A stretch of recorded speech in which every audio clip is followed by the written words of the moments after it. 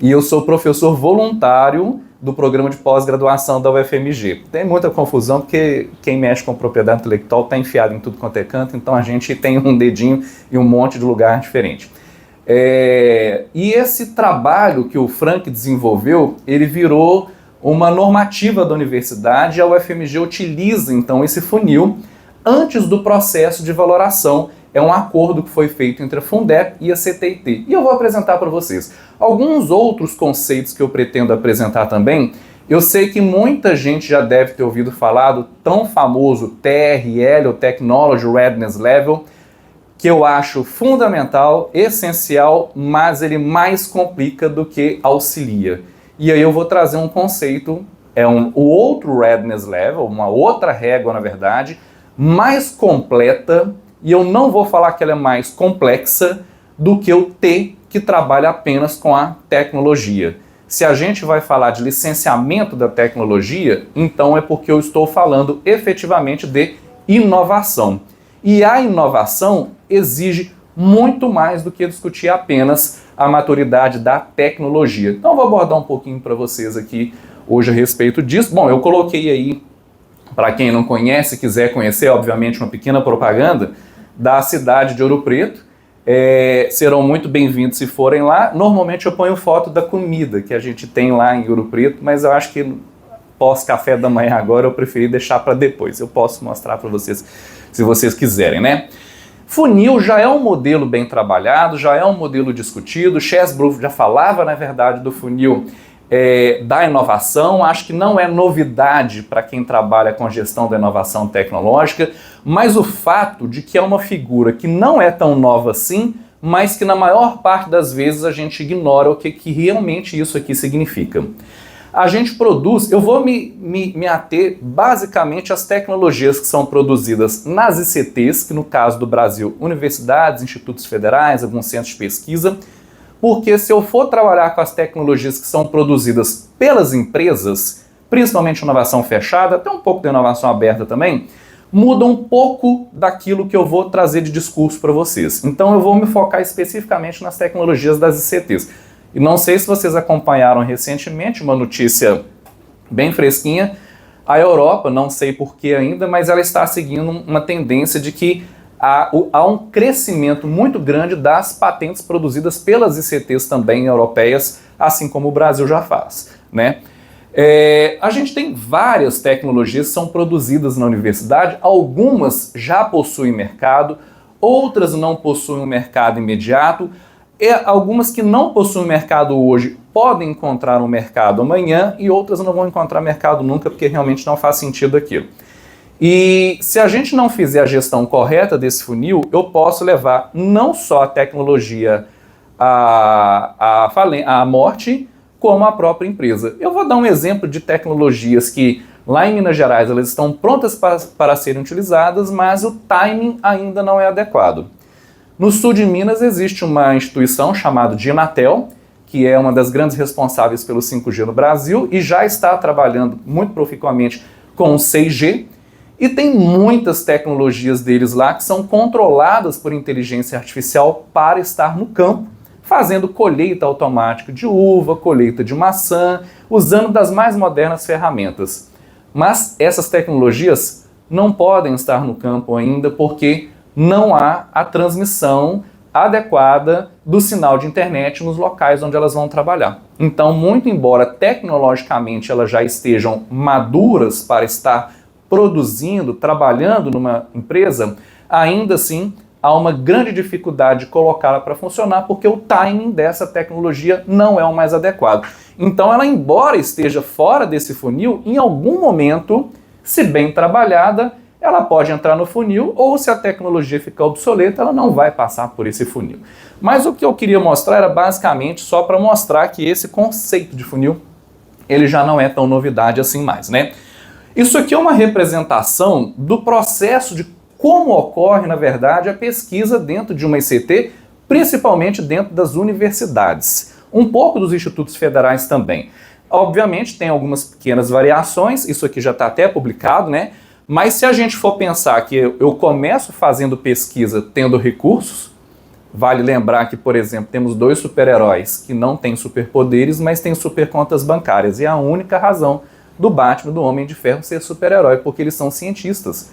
Então não tem como um cientista fazer pesquisa sem recurso. Isso é extremamente importante falar e ressaltar todas as vezes, porque eu trabalhei em agência de fomento durante muito tempo, então isso é algo que a gente não pode cansar nunca de lembrar. Do recurso, eu tenho o meu projeto de pesquisa, PDI. Lembrem-se disso, pessoal, Pesquisa, Desenvolvimento e Inovação. A gente sempre fala assim, fazemos PDI, parará. Não. A maior parte das pessoas faz o P. Com um pouquinho de sorte, fazemos o D.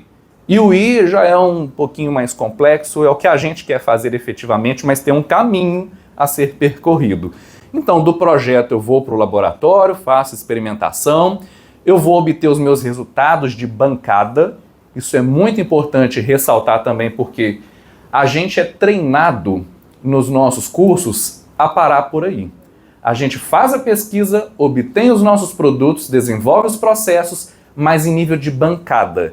Daí para chegar numa planta industrial é um caminho longo, complexo, mas é possível de ser feito. Só que a gente precisa então se especializar, estudar um pouquinho mais a respeito desse meio do caminho, que é assunto, obviamente, para outra palestra, para um curso completo também de escalonamento de tecnologias, que vai muito além de questões da engenharia. Com a experimentação, vou para os resultados de bancada e a gente chega na divulgação, que é onde normalmente as universidades seguem. Aqui vem o dilema, né? Eu vou divulgar ou vou proteger? Bom, se você souber fazer, é muito mais importante do que proteger ou deixar de proteger alguma coisa, é a gestão do conhecimento. É o que proteger, quando proteger e se eu devo proteger. Essa é a parte complexa, muito mais do que ficar disputando, eu tenho 15 patentes, você tem 13, então eu sou melhor do que você. Se eu vou proteger, e aqui voltando para a divulgação, né, o que ocorre? Publica-se e eu tenho citações. E com isso, basicamente, esse ciclo é encerrado. Ele não fecha efetivamente para poder retornar no recurso. Citação dificilmente leva a ter recurso e retroalimentar a pesquisa. A gente tem que procurar um outro caminho. Quando eu protejo, eu tenho a propriedade intelectual, eu preferencialmente licencio essa tecnologia que pode ir para uma empresa, para uma startup, empresa consolidada, e agora algumas instituições já estão trabalhando até participações acionárias nessas empresas. A UFMG desenvolveu bastante nisso. É tema para poder se trabalhar com o pessoal da CTIT. Então esse já é um ciclo também que, embora super simples, ele é complexo na prática da gente trabalhar. E aí, esse processo de proteção, eu não vou trabalhar, obviamente, na questão da publicação científica, eu vou especificamente falar a respeito da propriedade intelectual e quem são os atores. Isso também não é novidade para muita gente. Eu tenho a invenção que começa com o pesquisador, a comunicação da invenção, que é o pesquisador e o NIT juntos. Isso aqui parece simples, mas não é. E o assunto da palestra eu vou me dedicar muito mais nesse bloquinho aqui para poder seguir com vocês, porque a comunicação da invenção, além de ter as questões da patentabilidade, da liberdade de operação, ela também normalmente vai para um banco de dados onde alguns NITs, algumas ICTs colocam aquilo que a gente chama de vitrine tecnológica. E a vitrine tecnológica, ela é boa, ela é útil, mas ela normalmente não funciona como ela está sendo trabalhada. Eu chamo de vitrine passiva e a gente tem que trabalhar isso como uma vitrine ativa. E eu não gosto de dar notícia no início do seminário, senão vocês vão embora, né? Mas os números de conversão desde essa etapa da comunicação até o licenciamento são muito ruins e a gente ainda precisa melhorar. Eu tenho dados para poder mostrar para vocês. Mas isso aqui os NITs já fazem, muitos NITs já fazem muito bem, alguns ainda estão aprendendo a fazer, a avaliação da patenteabilidade, daquilo que efetivamente pode se tornar patente ou não irá se tornar patente. o que às vezes também tem alguns NITs que vão patentear qualquer coisa, porque vai levar algum tempo para poder ser concedido, e até lá a gente define o que vai acontecer, e por enquanto a gente considera os números. E isso é muito ruim. Acho que eu estou na casa, por exemplo, de uma instituição que lançou um índice bem interessante, se chama índice FIEC, de inovação, que tem várias variáveis a serem trabalhadas lá, e lá mostra que tem muito mais do que apenas depósito de patentes. Finalmente, o INPI também está trabalhando com o inovador, um índice próprio de inovação Brasil.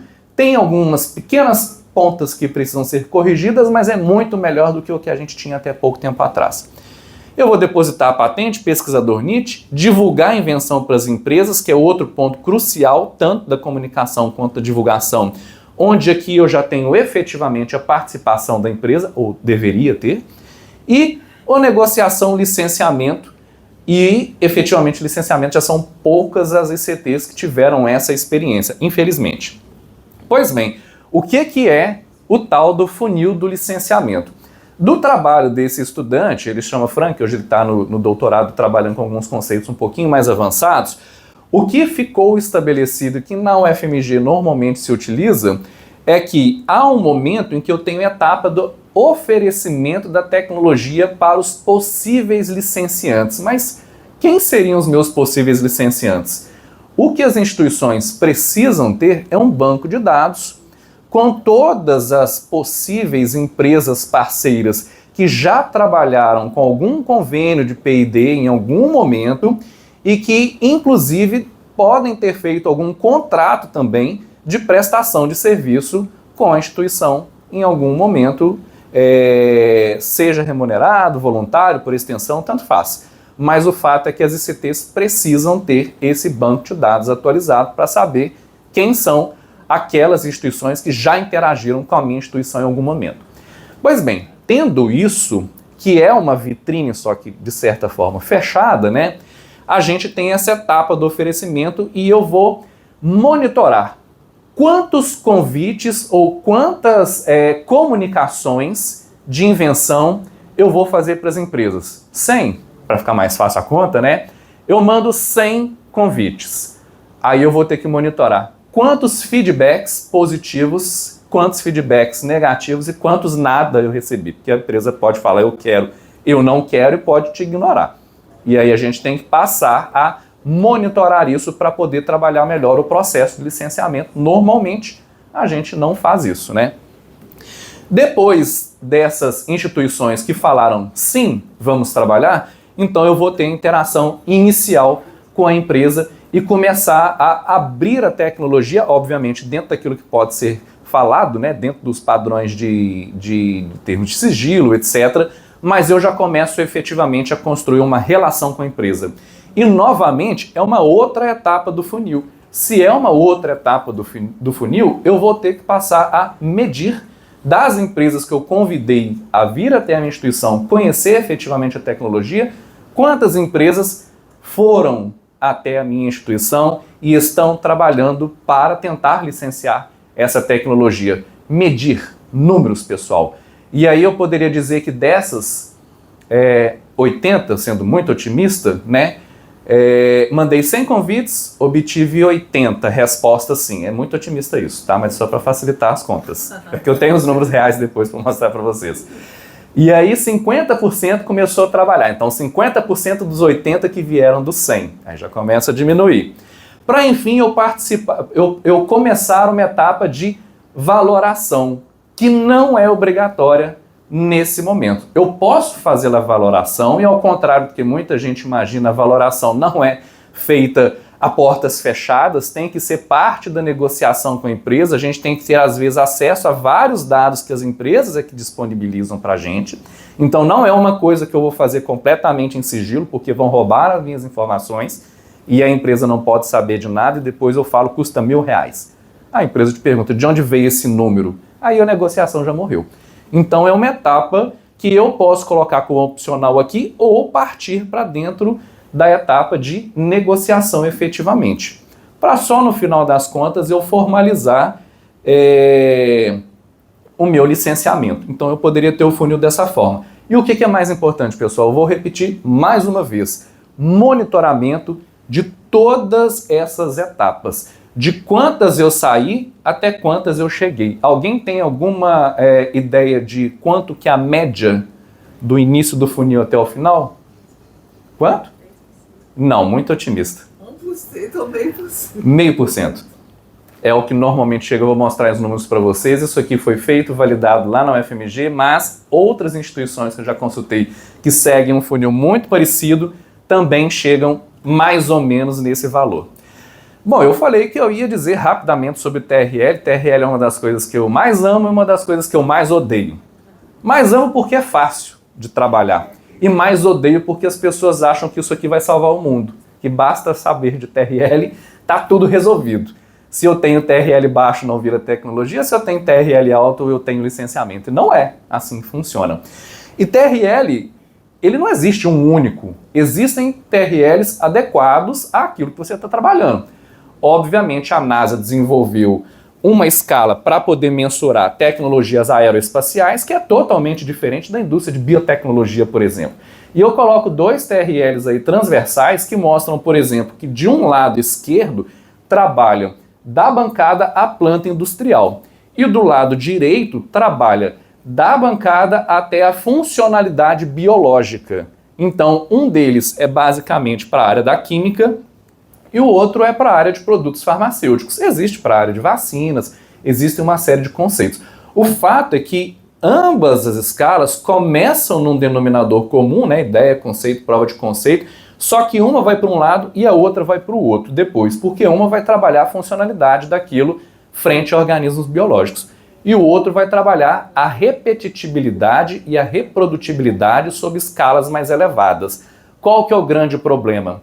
Muitas das pesquisas, principalmente na área de biotecnologia, elas acabam intuitivamente tentando avançar um pouco mais do lado direito para poder ter a funcionalidade efetiva das fases clínicas mais avançadas, mas muitas das vezes não avança na etapa do lado esquerdo. E qual que é o problema?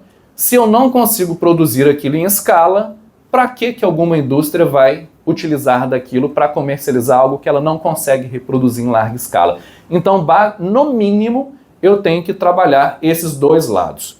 Só que aí eu falei que eu queria complicar um pouquinho mais, né? Eu não sei se vocês conhecem uma coisa chamada de curva S. A curva S, ela é originalmente, né, a curva de penetração da tecnologia no mercado, mas que ela também foi adaptada para desenvolver algo que a gente chama de maturidade do setor das tecnologias e não de uma tecnologia em específico. Só que muitas pessoas confundem. O TRL, ele é utilizado para medir a tecnologia. A curva S me mostra se, por exemplo, a área... Volta, essa é novidade.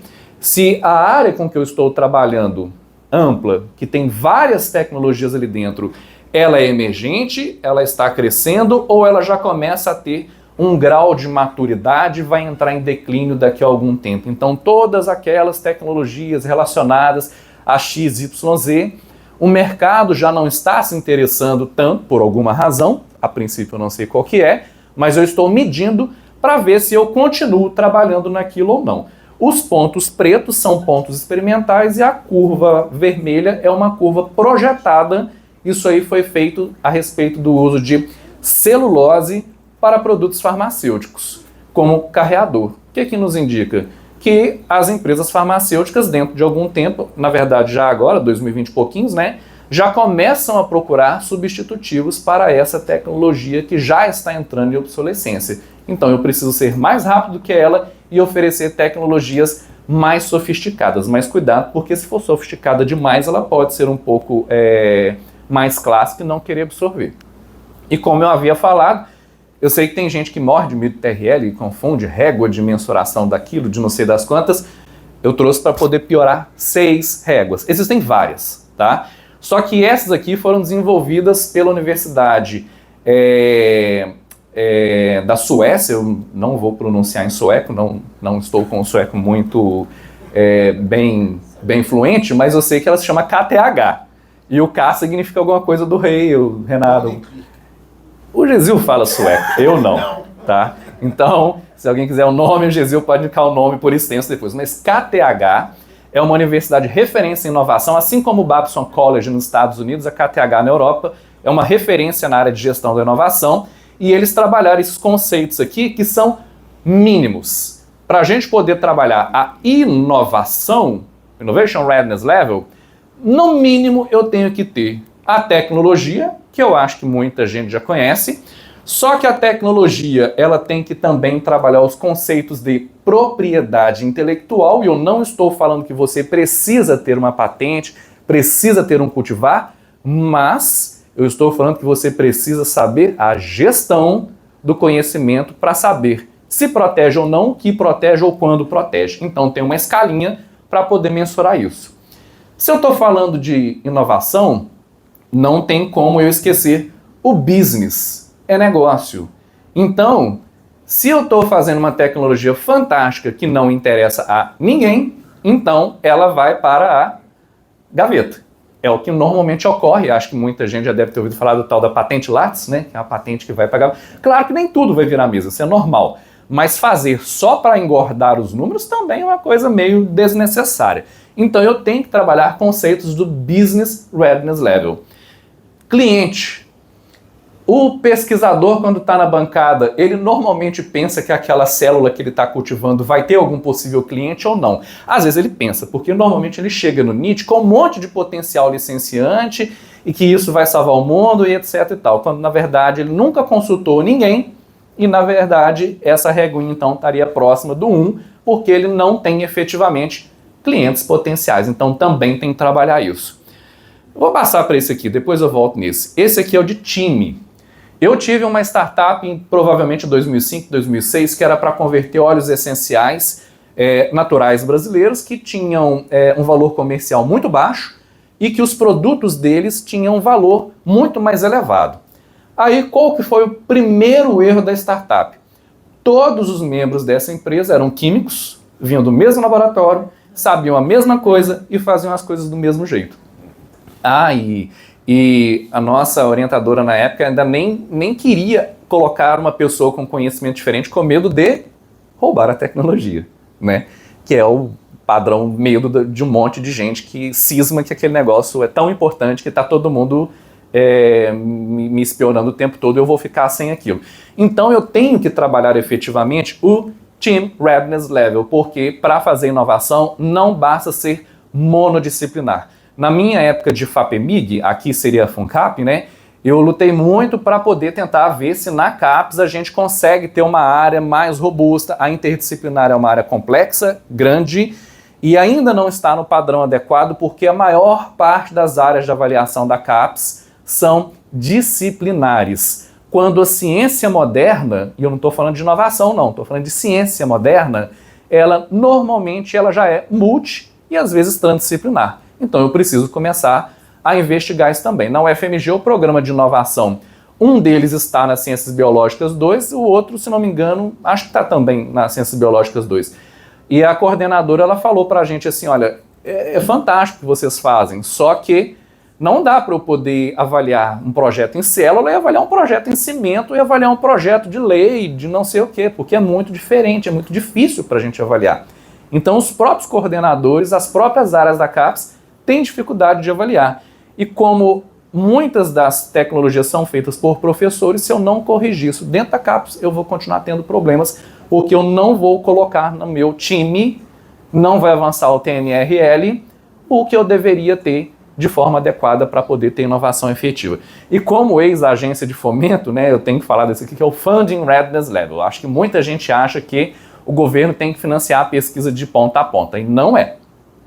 Hoje já tem financiamento para o início da pesquisa, para o meio e também tem para o final de fundos governamentais. Só que o Funding Readiness Level, ele trabalha com muito mais do que o governo e muito mais do que os investimentos clássicos privados, como capital semente, corporate venture e por aí vai. Então a gente tem que avançar, no mínimo, nessas 6 escalinhas para que a gente possa efetivamente começar a ter a possibilidade de tentar inovar. Tem um 7º eixo que foi colocado ali também, que eu não trouxe, que é o eixo de sustentabilidade. Já entra mais num conceito técnico, mas é uma coisa que no mundo moderno acho que fica difícil da gente trabalhar também. Então, normalmente, pessoal, o IRL ele leva tempo, né? O risco vai diminuindo à medida que ele diminui e o valor vai aumentando. Aí a minha pergunta é, se eu considero aqui essa escala de tempo, quando é o momento adequado para eu fazer o licenciamento da tecnologia? Aí tem gente que vai me responder aqui no início, tem gente que vai me responder aqui no final. E eu vou responder, não sei. Depende, cada caso é um caso. Porque tem empresas e tem setores empresariais que querem participar do licenciamento no início para poder modelar um pouco aquilo que ele quer, assim como tem empresas que querem negociar mais para o final.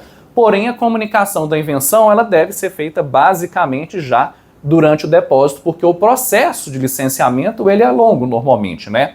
E quais os tipos de transferência que eu tenho para eu poder trabalhar?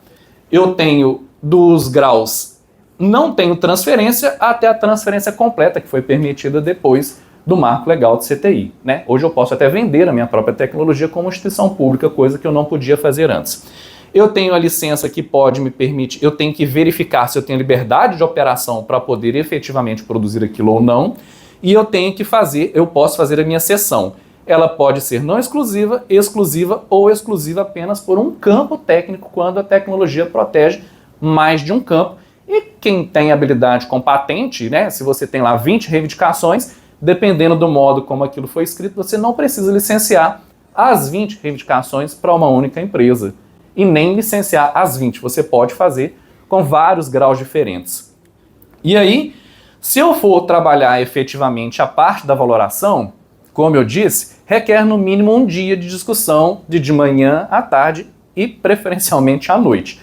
60 horas mais ou menos ali, Irineu, o que você acha disso? Tá bom, né?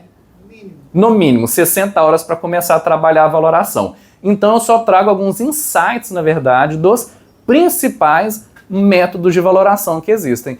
E às vezes a gente acha que é uma coisa de outro mundo, intocada, na verdade, e existe muita literatura em português disponível para a gente consultar dessas principais metodologias. No início da apresentação eu coloquei um QR Code, esqueci de falar para vocês, é um QR Code que leva para o meu site de professor, eu estou retornando para a universidade agora, eu estava na FAPEMIG durante um tempo, e das aulas que eu dou eu costumo colocar tudo lá, inclusive a própria apresentação já está disponível, isso aí é um link da internet, que foi feito pelo Canva, né? E lá tem várias referências com o link que vocês podem acessar e buscar informações a respeito, por exemplo, desses método de custo, método de mercado e método de renda de valoração, além da prospecção tecnológica, de propriedade intelectual e de química também, se alguém quiser aprender um pouquinho de química inorgânica, umas coisas, tem lá no site, tá? Então vocês podem baixar do conteúdo da OMP e do conteúdo do Escritório Japonês de Patentes, ele é gratuito, mas há alguns outros livros que eu referencio lá que são muito bons e que, se vocês tiverem possibilidade, comprem, porque com certeza vai valer a pena. Se eu trabalhar, vou avançar um pouquinho mais, que já está com o tempo esgotado, mas eu vou chegar onde eu quero. Isso aqui não é para vocês se assustarem, tá? É só um print que eu dei de uma planilha que eu trouxe do Japão já há um bom tempo atrás e que, na verdade, mostra várias equações que são utilizadas em alguma etapa da valoração e o pessoal que não é da área de exatas, oh, meu Deus, essa parte complicada, eu não sei fazer isso. Isso o Excel resolve. A parte matemática, o Excel resolve. Agora, quais variáveis eu vou trabalhar e colocar no Excel é que aí vai exigir um pouquinho mais de conhecimento da gente, um pouquinho mais de interação.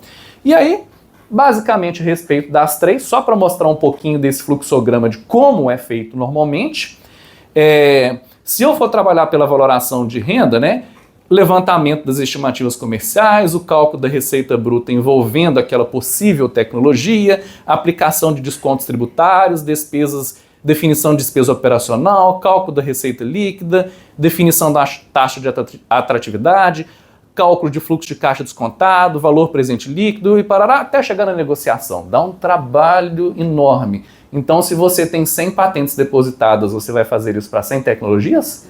Sendo que a maior parte talvez não tenha o Client Readiness Level, o Business Readiness Level adequado, então você vai perder um tempo enorme. Aí se você quiser fazer por custo, né, eu particularmente não, é um método contábil, eu aceito, eu particularmente não gosto, porque professor que mexe com vários projetos tem muita dificuldade de colocar no papel todos os detalhes do custo de produção de uma determinada tecnologia, porque normalmente a gente não mede principalmente questões como água, luz e outros intangíveis que são fundamentais para a gente desenvolver alguma coisa no nosso laboratório.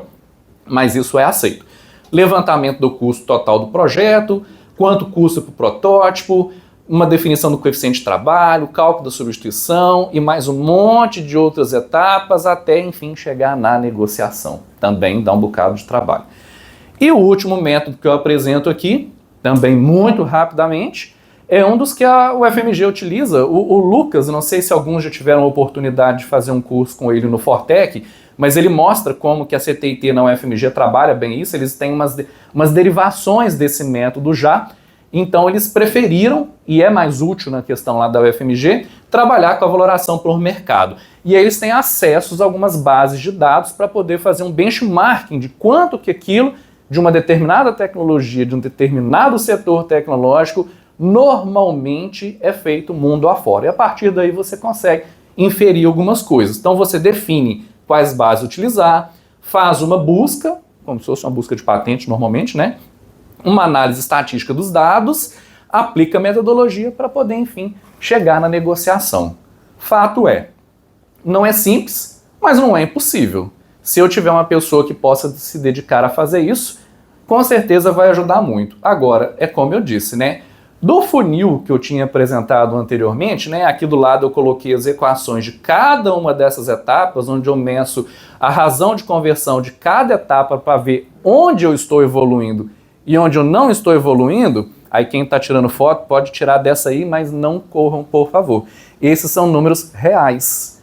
Então, a taxa de conversão da primeira etapa é 14, isso aqui foi validado já com várias coisas que foram feitas na CTIT, e com algumas outras instituições também, a partir daquilo que é um estudo que foi feito pelo professor Aldo Jório e pela Juliana Crepaldi, definindo níveis de maturidade de NITs. Não temos uma reguinha ainda, NIT Readiness Level, né? Mas quem sabe no futuro vamos ter. Aí a gente definiu 4 quadrantes, onde a gente coloca dentro desses quadrantes lá um NIT que está mais iniciante, o NIT que está mais maduro e o NIT que está no meio do caminho. Isso foi validado com os NITs que estão mais maduros, com aqueles que têm uma relação licenciamento, proteção mais adequada, só que mesmo assim, frente a outras instituições de renome no mundo, a gente ainda precisa melhorar. Então, pessoal, 14% da primeira, 18% da segunda, já nessa etapa 63% aqui na valoração, que efetivamente vamos colocar preço nisso aqui, vamos colocar valor nessa tecnologia, 42% para a gente chegar em 0,7%. Então, de cada 100 convites ofertados ativamente, 0,7, vou mudar, fica esquisito. A cada 200 convites mandados, 1 deu certo. Bom, que bom. Agora, isso é a vitrine ativa. A vitrine passiva da experiência que eu tenho era que não funciona. Empresário não tem tempo de ficar olhando em site um monte de tecnologia, principalmente de coisa que ele não consegue às vezes entender. Nem é o responsável pela parte P&D na empresa que fica fazendo isso. Então a gente precisa trabalhar um pouco mais da comunicação daquela vitrine passiva para que ela vire efetivamente algo para se comunicar. Ainda na UFMG tem uma parte de um laboratório de um professor que se chama Rochelle, que ele desenvolveu algo que se chama Scalab, que é um centro de escalonamento de tecnologias, que a mesma coisa também faz a vitrine ativa de mandar o convite, conversar com as pessoas extensivamente, e os resultados são exatamente iguais. E só um conselho, não sei se tem gente de empresa aqui ou não, mas eu conversando com o pessoal da FIENG lá em Minas Gerais, né, e eles reclamaram várias vezes comigo que em muitas das reuniões com pesquisadores, no início da conversa já começa assim: isso não vai dar em nada, eu já fiz isso várias vezes. Politicamente não faz parte de uma diplomacia científica, então isso é como matar a primeira etapa já, então efetivamente não dá para se conversar começando a conversa assim. E também não dá para a gente se frustrar, porque é algo que a cada 200 convites, 200 efetivamente chegam em alguma coisa. E aí, já para entrar nas conclusões, né, a gente precisa, parece simples, mas se eu perguntar em todos os NITs do Brasil quantos monitoram todas as... Eu só mostrei do funil da comunicação. Obviamente tem aquelas outras etapas que eu mostrei para vocês ali, né? Quantos NITs monitoram efetivamente todas as etapas do processo de proteção, licenciamento e transferência de tecnologia até o final? Por quê? Se eu não sei onde eu estou falhando, como é que eu vou melhorar o meu processo? Eu preciso aprimorar as etapas da oferta da tecnologia. Essa tara enorme de que a gente tem que valorar, dá trabalho, precisa de gente, não é impossível, posso aprender, posso conseguir fazer, mas não é necessário fazer para tudo. A absorção do conceito de maturidade da inovação, muito além do conceito de maturidade da tecnologia. Quando eu estava na FAPEMIG, eu era o responsável por fazer os editais públicos, assim como o CNPq, a CAPES faz, etc. E eu fiz um edital que se chamava... Eu odiava o nome do edital, porque era o incremento da maturidade de inovação, mas o povo do governo adorou porque ele é meio objetivo. Mas não é... O pessoal do marketing gosta de ter mais uma firula, né? E muita gente me odiou, mas eu acho que a maior parte... Muita gente amou, mas muita gente me odiou na academia. Porque obrigatoriamente eu fazia o pesquisador estudar os 6 eixos da inovação que eu coloquei ali para mostrar que ele tem, no mínimo, ciência de qual caminho que ele tem que percorrer para transformar aquilo em inovação efetivamente. E como o objetivo do edital era fomentar o escalonamento de uma tecnologia para que virasse inovação, então, no mínimo, você tinha que aprender a linguagem do que era necessário para se tornar a inovação, da gestão da inovação, né? Obviamente, muita gente odiou, mas foi um edital de maior sucesso da Fundação até hoje. Implantação de POCs durante as etapas da pesquisa. E aqui eu coloquei de um livro que eu publiquei com o pessoal do Scaleb já tem um bom tempo. São outras escalas de maturidade, mas no fim é tudo a mesma coisa.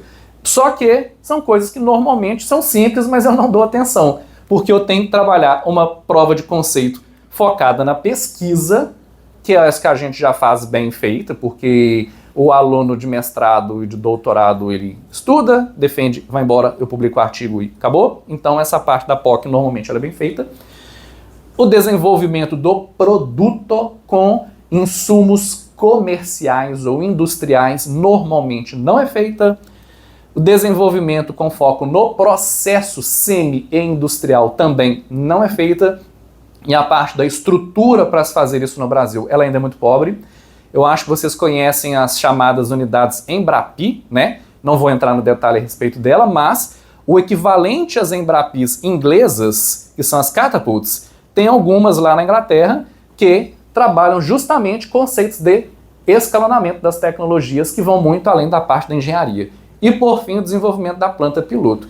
E essa linguagem aqui de estudo de viabilidade técnica, antigamente era VTE, né? Só que aí hoje tem que ser o CIAS aqui no final, econômica, de impacto ambiental e social.